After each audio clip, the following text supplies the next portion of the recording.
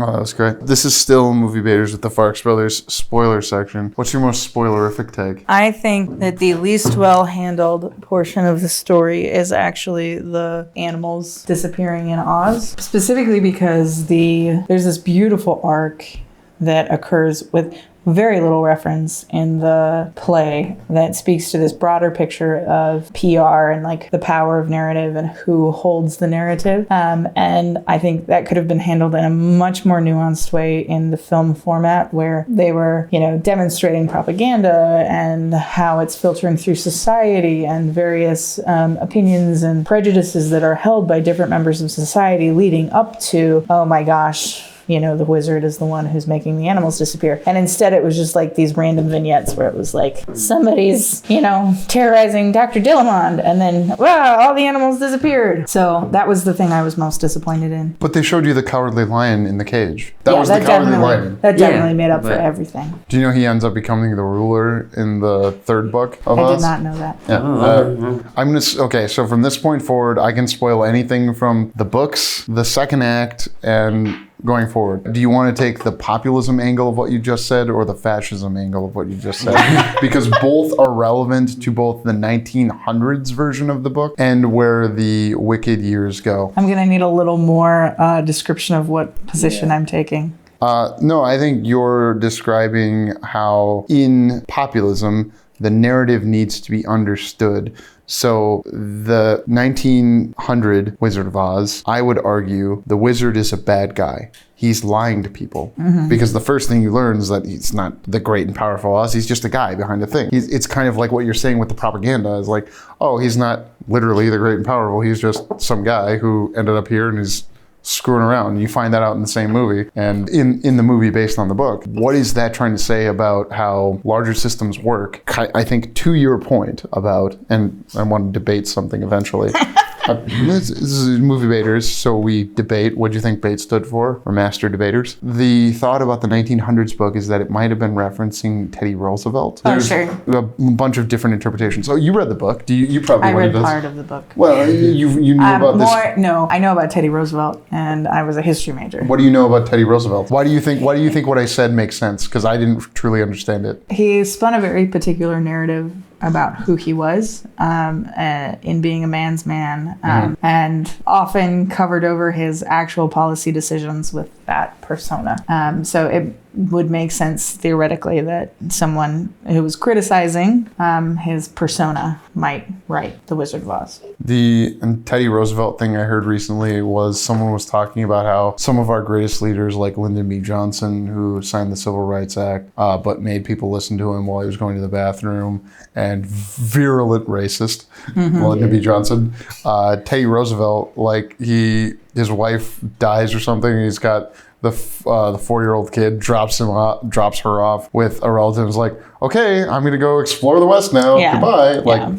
But he's still an influential part of our American tapestry in history. So why is he not a great man in history? Isn't Oz great and powerful? I don't know if he lies though. Does Freddie Roosevelt lie about his position? He was president of the United States. Not Freddie. Teddy. Teddy doesn't lie not about Franklin.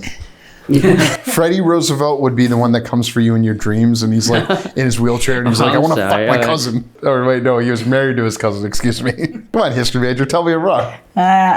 Second cousin. This is the fact that you remember about FDR. That's what I'm laughing about. What? It's because he was like cheating on his second cousin. Not the establishment of national parks. Not the establishment of. Wait, we were talking. Teddy Roosevelt is national parks, right? Not FDR. FDR expanded them. Okay, because I thought that public lands started under Teddy Roosevelt, and then the EPAs started under Nixon. That's after FDR. FDR The Wizard of Oz.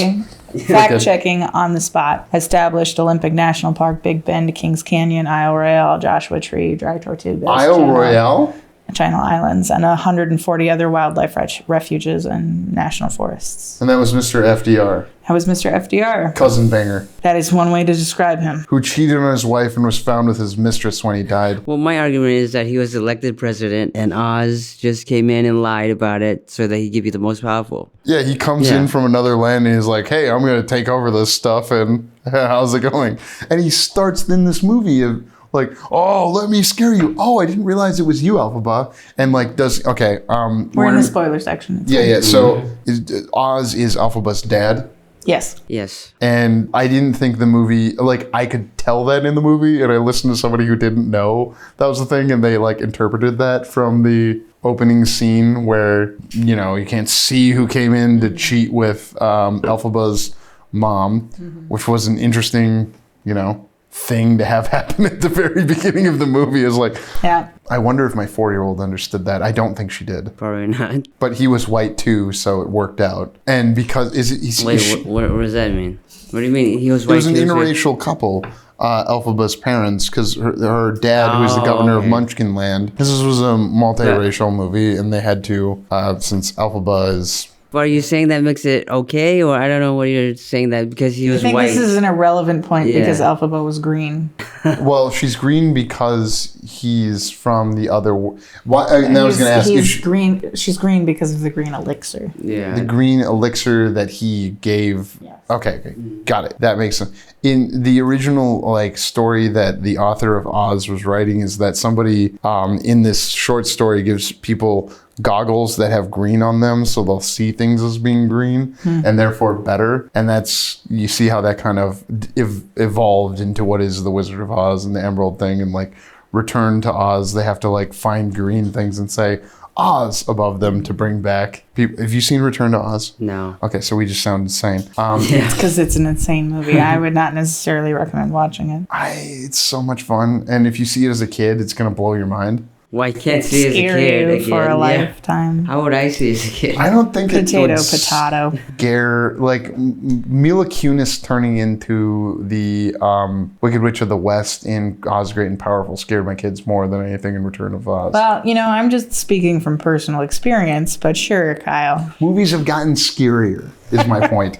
So like a newer movie could scare my kids more than Rise of Fascism. Okay. Do you feel the animal thing was breezed over, and that is specifically part of the rise of fascism because the book specifically deals with that? No, I think the animal thing was breezed over because of a writing and directorial choice that I think was poor. Yeah. What would you have inserted to give the animal arc more? Little things, references to it. I would like have built it into the fabric of what Shiz was and how people interacted, and simple things like constantly having people avoid or give glances at Dr. Dillamond or other animals. Just actually weaving it deeply into the narrative, so that it's not just like, some people somewhere don't like animals. Okay. And we really never find out who wrote that thing on the chalkboard. Yeah, the chalkboard. animals should be seen, not Which heard. honestly, who wrote it is somewhat irrelevant, but it felt weird. It didn't ring true that, you know, Dr. Dillamond is taken away and replaced with the Cowardly Lion in a cage and his handler. And this group of people who have not been thinking about animals, not dealing with animals, not worried about animals is like, oh, sure. Yeah. They don't care about animals and they don't care about green people. So I'm going to go back to Dune and talk about why 2 parts works. Is that there's going to be a Dune Part 3, right? The Dune Prophecy? No, Dune Prophecy is is a a TV, TV show. Yeah. And it's like a prequel. Oh, sorry. Dune, what's Dune Messiah. Sorry, yeah. I haven't been able to get into Dune Prophecy beyond the first 10 minutes. I mean, I assumed that they would make Dune Messiah based on the fact that they cast Anna Taylor-Joy as... The baby? Yeah, Yeah. like you wouldn't cast somebody that famous if you weren't banking on her screen time later. Well, I mean, the end of the Super Mario Brothers movie, it's set up for a sequel that never happens, but I take your point. Wait, which one? The 90s, the Bob Hoskins. Mario, Luigi Mario. They were ready for it. I bet there was a script. I know I was ready for it back in the 90s. They should have if we just kept renting the movie eventually. Here's why I You think could have kept Blockbuster from going out of business, Kyle, if you'd just tried a little harder. if I'd just gone a couple more times to Blockbuster. So, Son of a Witch, where you see the evolution of Oz after Elphaba's arc, which takes place before, during, and after Wizard of Oz. Okay. I feel like by doing 2 movies for $300 million, $150 million for each, that's what's reported, plus another $100 million marketing each one across 2 different years, they're going to be able to go, oh, well, we can make a 3rd movie now on Son of a Witch and write new music. And that's my argument for having it split into 2, because there's enough material for 2 movies. But You'd have to cut too much out. This is my argument. They were so afraid that this movie wasn't going to make any money that they took out part 1. Why would you make 2 movies? No, but look, if they put Wicked Part 1 and it didn't make any money and people knew that this was the first part of 2, they weren't going to watch it. Like, look at Mission Impossible, was it Reckoning Part 1? That did not make a lot of money. And now Dead Reckoning, because it said part 1 in the title, then they took the part 1 out. The sequel is called The Final Reckoning or whatever. Final Reckoning. But in that same year, you had Fast and Furious X, which is Fast and Furious X Part 1. Obviously, it should have been called Fast 10 Your Seatbelt. Why? Have you not watched any of the Fast and Furious movies? I saw the original Fast and Furious. My gosh, you have so much in front of you. You have a quarter mile of road per movie that you will just get to enjoy. Ben, at some point. I'm okay. I'm okay. You're raising a young man, and at some point he might be like... His father can watch the Fast and Furious movies with him. Call me, Mr. Efteland. Have you seen the Fast and Furious? I'm asking someone not mic'd. Have you seen, how many Fast and Furious movies have you seen? Hold up your fingers. There are 11 possible, and a cartoon series. He's probably seen at least 7, but he often 3 or doesn't 4. remember. Okay. But see, routinely, I'll be like, we should watch this movie. He's like, oh, I've never heard of it. And then we start watching it, and he's like, oh yeah, I've seen this. So what's the last time that happened? Yeah. This week it happened watching a movie. Thank you, man. What was the movie? We didn't watch it. It was Just Mercy. We watched the trailer for Just Mercy. Oh, And he was like, oh yeah, I've seen this. And then like there have been other, I don't know, like what the last one before, but it was like a classic, iconic 90s film. And I was like, you've never seen this? And then we started watching it, and he was like, oh, I totally have. Just Mercy is a recent movie with Michael B. Jordan, That is correct. where he's incorrectly accused or like convicted. It's the story of Brian Stevenson, who is a attorney who helps individuals who are on death row, often falsely accused or using questionable evidence in the South. That's Founder of Brie the Larson, Equal. right? She's in it too. Yeah. Brie Larson's in it? Yes. Captain It's Marvel. yeah. Brian Stevenson is the founder of the Equal Justice Initiative. And that's different than the Innocence Project. And Correct. you know of all these things Because of your- my work, yes. Do you want to say anything about it, or? It feels odd to put this in the spoilers section, but Yeah. sure. Yeah, I lead the development department for a national nonprofit that helps formerly incarcerated people get living wage jobs in the trucking industry, which in short term, or like the TLDR, is that I raise money to keep people out of prison by helping them get jobs. The trucking industry is the #1 industry for non-college educated males, correct? That sounds true, yes. I cannot verify off the top of my head. But what it is it's a pathway where we can get somebody from unemployed to making a job in as little as 45 days. Making a job, I can speak. We can get somebody from unemployed to having a living wage job in as little as 45 days. And the trajectory goes from, so the average annual wage of the person who we serve is $10,000 a year, and they have 3 kids. Jeez. So starting wages, even in the lower paid areas of the U.S., are like $55K a year, going all the way up to $100 if you have a little bit of experience. So that's like a life-changing amount of money. And the trucking industry is one of the industries that's more open to fair chance hiring. So you know what that relates to, related to Wicked? no. Wicked was originally conceived as an idea of the exploration of, is evil thrust upon people Or is it, and some people associate people who have been incarcerated as having been involved with something related to evil. Like, oh, a crime was committed. Crimes are evil.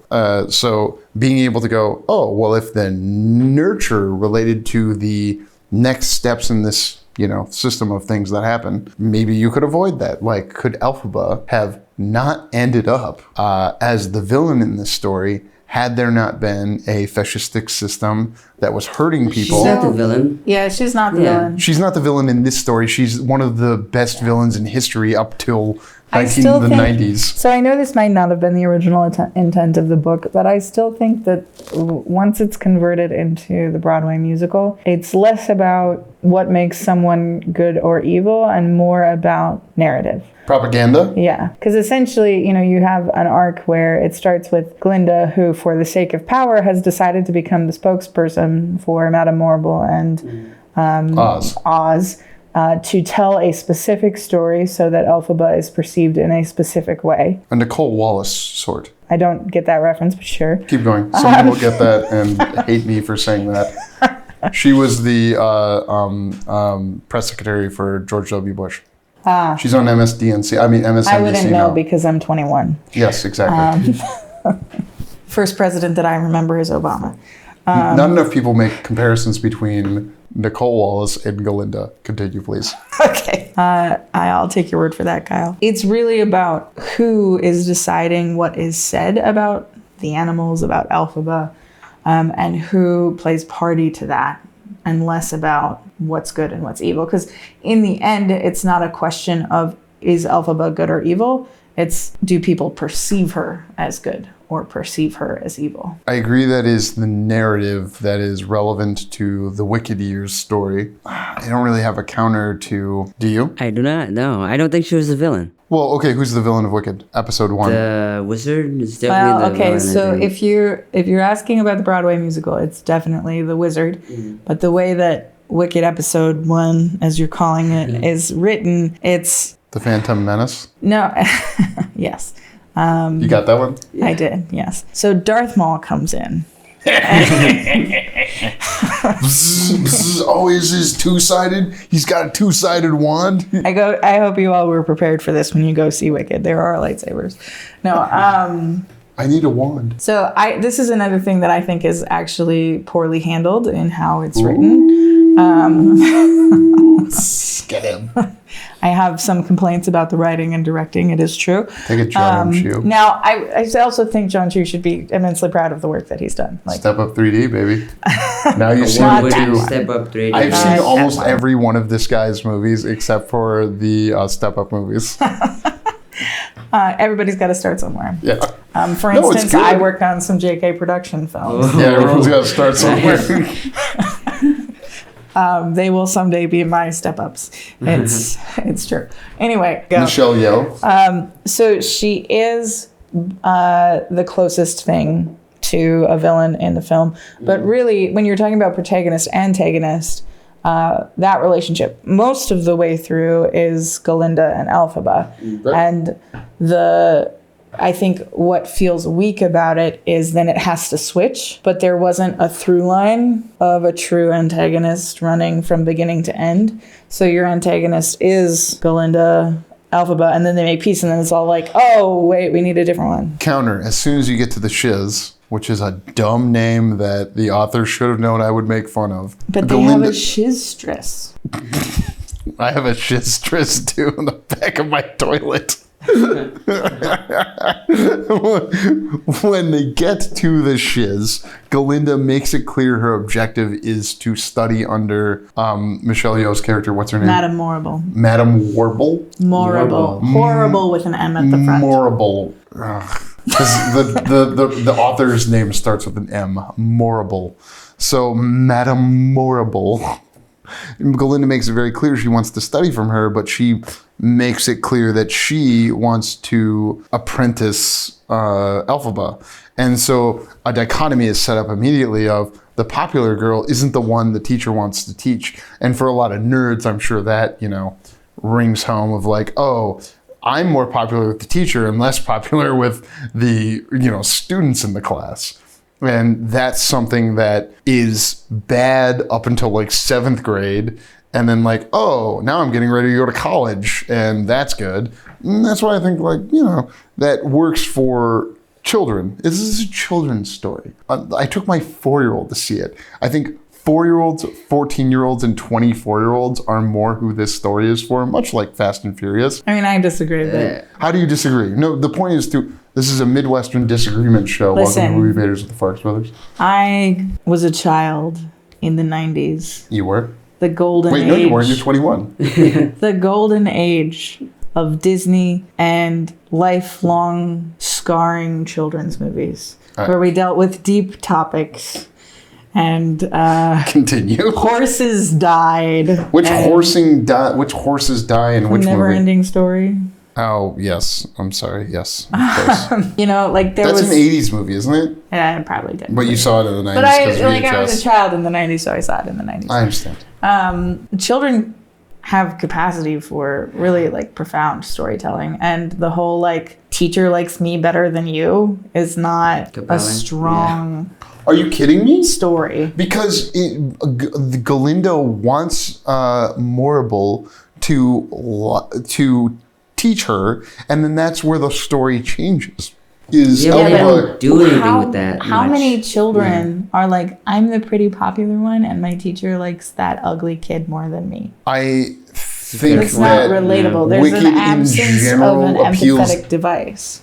There's Lisa Simpsons and Bart Simpsons in the world. But neither of them are popular though. They're not popular in the. Bart Simpson is popular. You clearly He's don't not understand popular The in the Simpsons. show. Yes, he's he not is. popular in There's school. a I whole think what's episode. actually being exposed right now is that Kirk and I were Lisa Simpsons and you were a Bart Simpson. No, deep down, I'm a Lisa Simpson who resents that and wants to be a Bart Simpson because Bart is popular. Like he gets beat up by Nelson and some of those other guys, but generally there are early Simpsons episodes that show If Lisa he was popular, is not I don't think popular. he would have bullies. If he was popular, he would not have bullies. People have bullies because kids older than them or people with more power who feel like they don't have power expose or use their power against people inappropriately. Yeah, but if you were popular, chances are you would not have bullies, though. I don't think a popular guy would have bullies. This is We a should weird find somebody who's argument. popular. Yeah, have and bullies. ask Like, them. how does that happen? Yeah, well, Unfortunately, I don't think Yeah. any of us qualify. I'm very popular. If you have an expert opinion on being popular, please write into the show and JK share your Productions thoughts. team at gmail.com. I do think that most of the audience is Lisa Simpsons. People who want to do well, like people who like musicals, are not So why would Madame Morrible be the antagonist in that situation? because she's an evil Obi-Wan. Yeah, but that's not it. There's no through line to that. That happens in the bottom Decisions are made by the characters you've described as the main protagonist and antagonist, where they then become aligned because protagonist Elphaba is like, oh, I will only continue Morrible if you take on Galinda.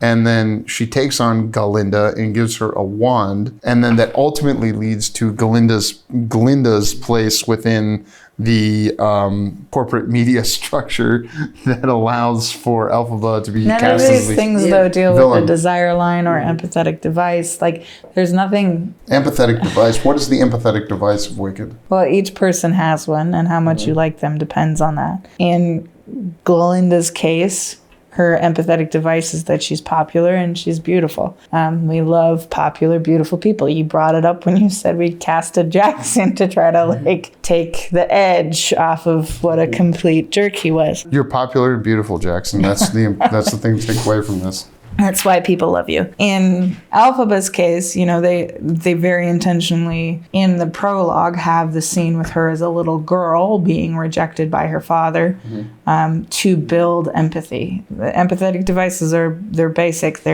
You're good at something, you're beautiful, you're popular, you're a fish out of water, you're the underdog.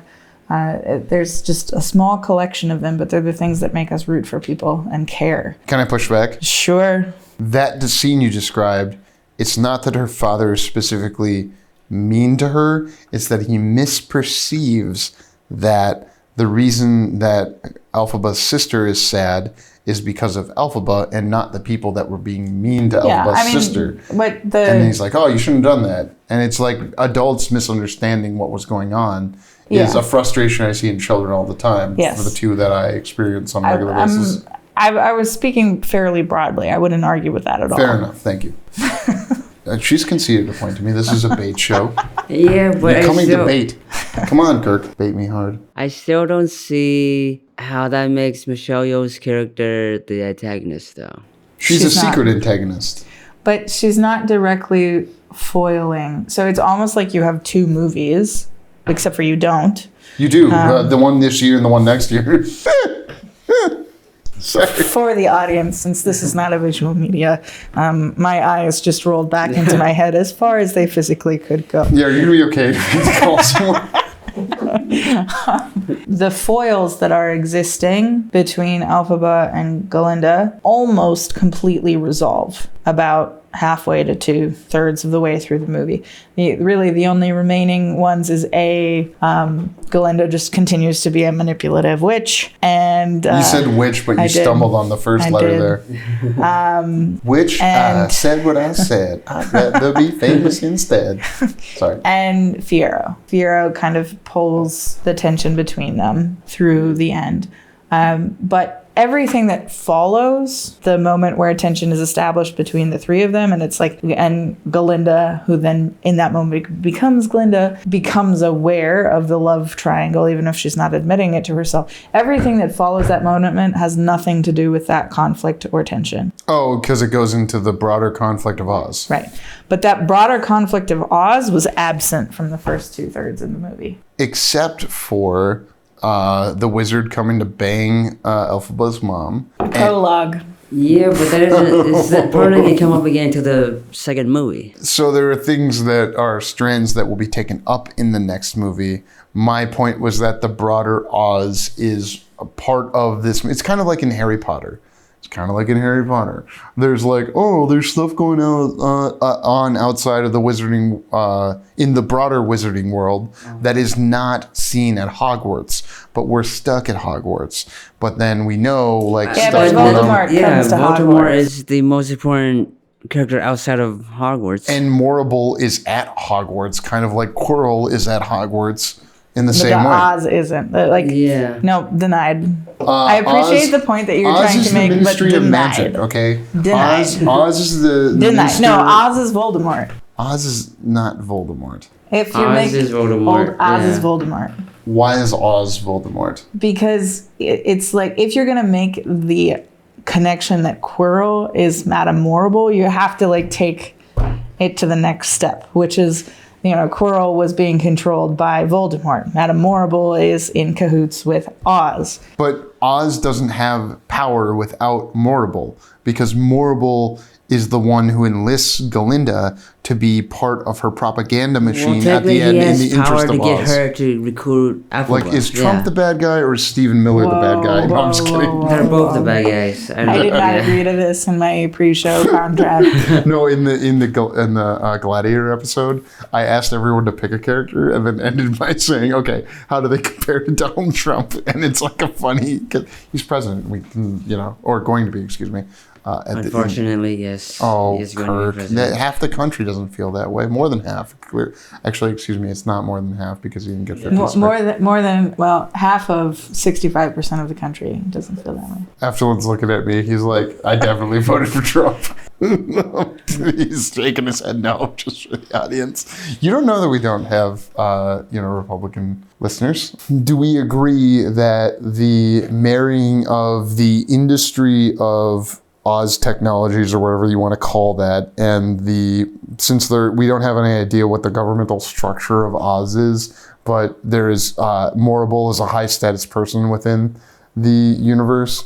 It's the marrying between the government and industry that causes fascism. So the marrying of Morrible with Oz is part of the fictional narrative's metaphor for fascism. I don't think it's evident in the movie that much. I think you're giving it too much credit. Sure. And I've been reading a lot of Wikipedia articles about and cross-referencing. I go to the actual article and read. Again, my reference point is the play. So is that present in the book? Maybe. I don't know. Well, let's also remember the play came out during the, 2 years after 9/11, and in the year that we went into Afghanistan. But again, it's not evident in the play, so I wouldn't. The reason Son of a Witch was written, the sequel to The Wicked, was because of the Abu Ghraib disasters. If they put the movie, then we can make an argument for it. But since they did not put it in this movie, I don't think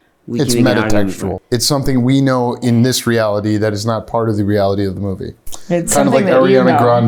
Grande cheating on her husband with the guy who was in the SpongeBob musical. Really look this up. Like our co-writer on the thing we're working on right now brought it up on Monday. Hilarious. No, she didn't. I don't think She she brought did. it. Well, I'm gonna specifically ask her to listen to this Yeah, episode. 'cause I don't She's think- also been on the previous episode of Movie Baiters with the Farx Brothers. But I think you lost that debate, Gal. I don't think there's much to debate about fascism being in Wicked, the movie, part No, one. there's okay. So there's not fascism.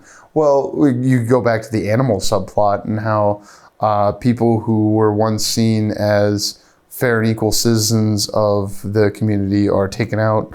Like Professor Tyrion Lannister, I can't remember his name in the Dylan? Dr. Dillamond. Yeah. Dr. Dillamond. I've looked at pictures of him in the Broadway show, and it's a dude wearing goat makeup. They couldn't have a goat on set, on the stage, pooping on there. Find Yeah. me the Richard Pryor of goats is a line from Armando Iannucci's new show. Oh, I haven't seen it. The Armando Iannucci is the guy who created Veep and In the Loop. Yes, and he's got a show called The Franchise, Oh, yes. where he has a goat trying to go through like one of those Avengers portals, like from Infinity War, but they can't get the goat to walk through it, and they're like, "Find me the funniest goat," and someone's like, "Find me the Richard Pryor of goat." They don't. But Alissa, thank you for coming on this episode of Movie Baiters with the Farx Brothers. You're welcome. I think this is the first time you ever think that guests were being on the show while on the show. Well, because Progress. Yeah. Kyle is making progress. when women speak, I listen and then I thank them. We're adding to the closing thoughts. Tease people to listen to the next part of the episode, Oh, boy. which we recorded first, which is your history as a yes. performance artist. The podcast in which Kyle digs closely guarded state secrets out of me about my former life. Yes. Things your husband had not known until he had met your mother. You're going to go see Wicked. Are you going to see this Wicked again? Probably because I went without my husband and now he's all sad, even though he's never seen the movie or even listened to the soundtrack, seen the play or listened to the soundtrack. He's just got some FOMO that I went to the movie theater without He him. just heard us talk about it. He sat in the next room the entire time and heard us like spoil it compared to Oh, he what doesn't the- care. He's there for the experience and the snacks. Oh, sure. You know, Is Lizzie going to see it? I have no idea. Ask her. Will you see her tomorrow? No. Oh, what's Thanksgiving for you tomorrow? I know We're this- going to my mom's, or my side of the family, my mom's extended family. Take that, Efteland's. You start a family fight. I don't. It is not. I'm sure it's not. It's always like a thing of like, whose side of the family do you go to? My in-laws come to my parents because we're not far enough away. Well, I mean, that used to be the case for Matt's sister's in-laws, but, now there's multiple sets of in-laws and multiple extended families, and it just gets more difficult to Brother Kirk, coordinate. we're brothers, so Yes, we are. you were going to be at Thanksgiving, but are you coming to Thanksgiving? Yes. Sweet. Only Kirk- because our mom invited us. See, we're brothers. We have the same mother, but we were adopted to different parts of the world at different Yeah. points. This is And quite the backstory you put together. every linear listener knows this. So who's younger and who's older? I am the younger one. He's younger than me. He's actually younger than me and still younger And than still me. canonically younger than Canonically you as younger, a, yes, as a yes, Farx brother. But after we saw the best Christmas pageant ever, and we were at have you heard of this book / movie? I'm familiar with, yeah. Okay. We saw it as my whole nuclear family and extended family went to see. So my sister's family and my adopted parents, as I'll call them, went and saw the best Christmas pageant ever. There's nothing to say about it. Like, there's Okay. nothing to debate about it. I would like to know, Kirk, what is your most formative memory of Kyle as a young brother? I am Part a of the young bullying, brother. Yeah. Part A lot of the being- bullying. Yeah. And in which ways did I bully you specifically? I don't know. You sure you want to pull that thread? We might be here I for want to another pull on hour. all the threads. Unravel the sweater, baby. No, I gotta be a producer on this. We gotta end the show. I think we're gonna. Stay tuned for when people in the future pull out Kirk's abuses by my hands and mouth in the future. He actually can't. Because I said things, not that I abused you with my mouth. He actually can't talk about it until the legal proceedings end. That's a good point. The civil lawsuit needs to be completed. At least the defamation suit for sure. Yeah. So catch us in our next debate, which we are debating Running Man. Is that right? Yes, we're going to be debating Have you seen Running Man? I have not. Arnold Schwarzenegger's Running. It's being remade by Edward Wright. Edgar Wright. I said Edward. I meant Edgar. Okay. Watch his last movie, Last Night in Soho. I actually do think you would like it. It takes place. It's like how would you describe it? If anything, it's more like a mystery film, right? It's not like a time period piece. Yeah. It's a time jumping movie because this woman sleeps in an apartment and dreams back to the 60s or 70s or something. And Edgar Wright is famous for the Shaun of the Dead, Hot Fuzz movies. Some of the best movies in the world. Okay, cool. And he's remaking Arnold Schwarzenegger's Running Man with Glenn Powell of Twisters. We couldn't bait Twisters because there was nothing to bait. It was like, yeah, we saw that. Climate change is real enough. Cow farting needs to be stopped. Cow farting? I don't remember that in the movie. No, as the only debate you could have around. Thank you, Alissa, for being on the show. We're gonna get out of your house. All right. She gets two thank yous. You're gonna cut one out, I imagine, or something. Oh, it's all gonna be in there. Good. Bye bye. Catch us in our next debate.